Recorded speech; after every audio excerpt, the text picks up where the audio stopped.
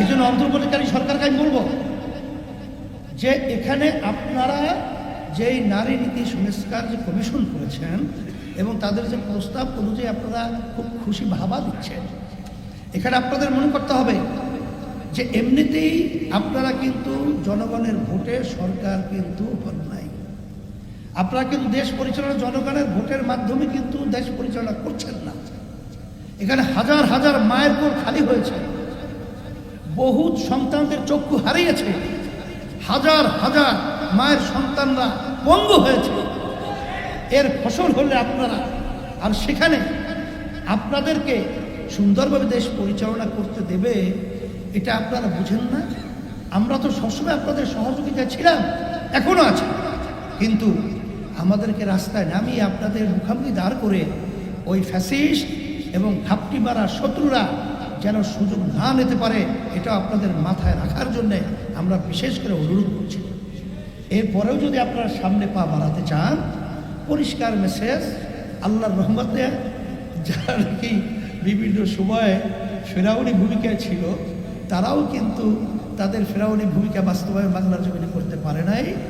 আপনারা তো আল্লাহর রহমতে দেখা দৃষ্টিতে, আমি বলবো কি, ওই কে বলছে না যে 5 মিনিটে আপনারা আপনাদের অবস্থান থেকে সরে যান, 5 মিনিটও সময় পাবেন না।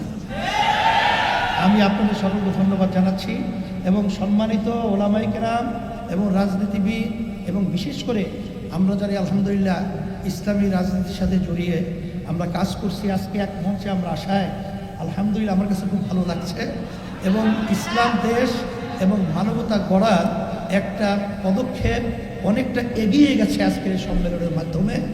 আমি যে আয়োজকদেরকে আবার ধন্যবাদ জানিয়ে এবং যারা কষ্ট করে এসেছেন সকলকে ধন্যবাদ জানিয়ে, আজকে যে চিত্রটা তৈরি করেছে এটা দেখে আমার মন কিন্তু খুশিতে ভরে গেছে।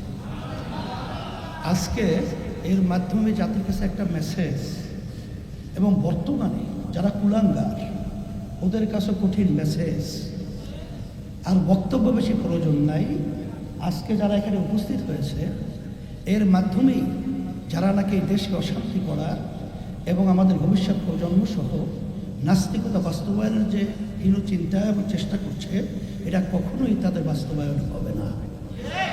সাথে সাথে আমি বিশেষ করে এই যে নারী নীতি সংস্কার কমিশন, আমার কাছে আশ্চর্য মনে হচ্ছে যে বিগত 53 বছর স্বাধীনতার পরে নাস্তিকেরা এবং বিশেষ করে ইসলাম বিদ্বেষী চক্ররা আমাদের দেশকে অস্থিতিশীল করার যে হীন চক্রান্ত বিভিন্ন সময় করেছে, আল্লাহর রহমতে কখনো বাস্তবায়ন হয় নাই। আজকে বর্তমানে অন্তর্বর্তীকালীন সরকার তার মাধ্যমে বা তাদের মাধ্যমে এই হীন চিন্তা বাস্তবায়ন করবে।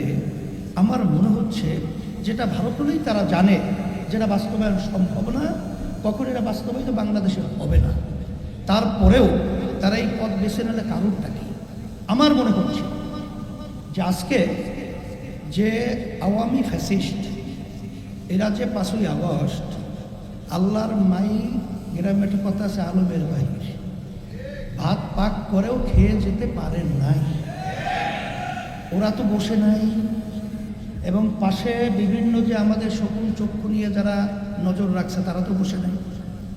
তারা হয়তোবা এই সংস্কার, এই নারী কমিশন, এইটার মাধ্যমে একটা অস্থিতিশীল পরিবেশ তৈরি করে যখন ওলামায়ে কেরাম, দেশপ্রেমিক এবং যারা নাকি ধর্মাবলম্বী তারা যখন এক প্রতিবাদের রাস্তায় নামবে, এই সুযোগে হয়তোবা এই ঘাপটি মারা যারা নাকি এই দেশের শত্রু, ইসলামের শত্রু, মানবতার শত্রু, ওরা বিভিন্ন কায়দায় সুযোগ তো তালাশ করতেছে, ওরা হয়তোবা এই সুযোগে রাস্তায় নামার জন্যে একটা পদক্ষেপ বা হীনচক্র নীল নকশা তৈরি করতে পারে।